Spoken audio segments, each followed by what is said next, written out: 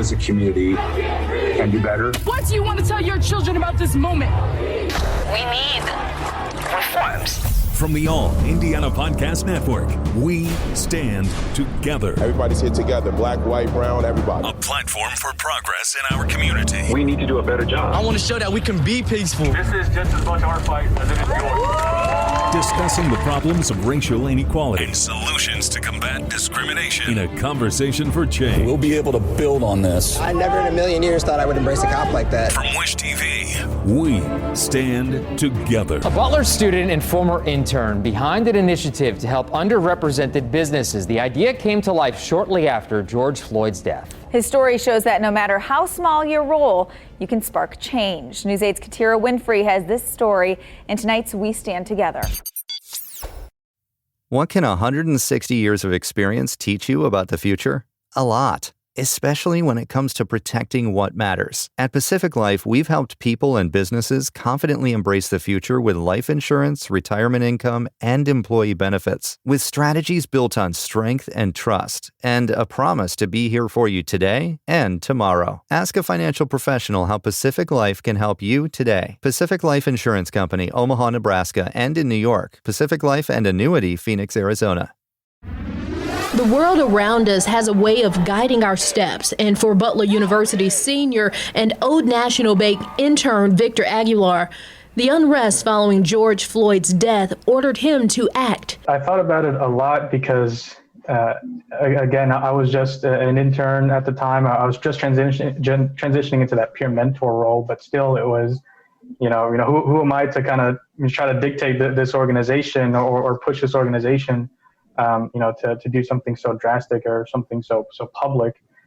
So that was mainly the biggest hurdle, because it was just, I'm a young professional, don't really have a ton of experience or a ton of, leverage in terms of, my place in the hierarchy. He stepped up to ask his supervisor, Butler's Old National Bank Center Executive Director Mark McFadridge, a question. Would they be releasing a statement about Floyd's death and ongoing social injustice? All these issues that we're talking about are human issues. So if you're a human being, you can have that conversation, you can ask questions and try to learn. And just to kind of take your question a little bit further, what I was really hoping for is that any company can try to address these issues. They don't have to, go so far away from their core services or something. Because at the Old National Bank Center, we're not really changing what we do. We're just changing, our direction or who we target, more purposefully. From that question, the agency is now doing more than issuing a statement. Over the next 12 months, they are placing a specific focus on underrepresented businesses. ONB will help with business assessment, company-specific roadmaps to reach business goals, and more. Phase 1 has already started and will focus on Black-owned businesses. Phase 2 on all racial minority groups. Phase 3, women and LGBTQ plus owned businesses. And Phase 4, business owners who are veterans and those who have disabilities.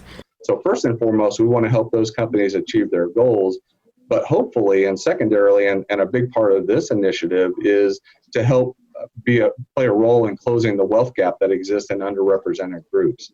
We think that we can do that by helping these companies become more successful, achieve their goals, increase their profitability, and then help them understand what role they could play in reinvesting those added profits back into these underrepresented communities and groups. McFadridge says it's taken a lot of people to roll out this initiative, and the whole process has been a teachable moment. It's been a huge educational and personal development piece. It's, for one of the first times in my life, I've actually taken a step back and tried to hear things that I had never learned before or had probably not just been aware of, frankly. And so we were so really fortunate to have a great number of people involved in this, that this initiative, I just had to stay out of the way, and it really took on a life of its own. It's just been this whole great big group of wonderful people that have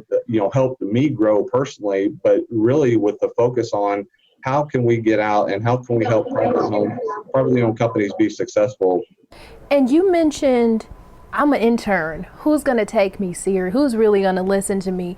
Would you say that that's a testament to say, hey, just do it and see what happens? Take that step, see what happens. Yeah, especially with something like this, with trying to address not only racial injustices, but personally, I've been thinking a lot more about diversity, equity, and inclusion. Like those types of topics, those conversations are really long overdue. So even if you feel like you are, at the bottom of the totem pole or lesser in the hierarchy or don't have that much power, just bringing it up to show the people in power, show those, managers or supervisors that you want to have that conversation, because they might want to have it too, and they're hesitant to have that conversation. What was really cool through all these discussions was if we just did what we do, we can be successful. What we really need to do is become more intentional on the recruitment of underrepresented firms and groups.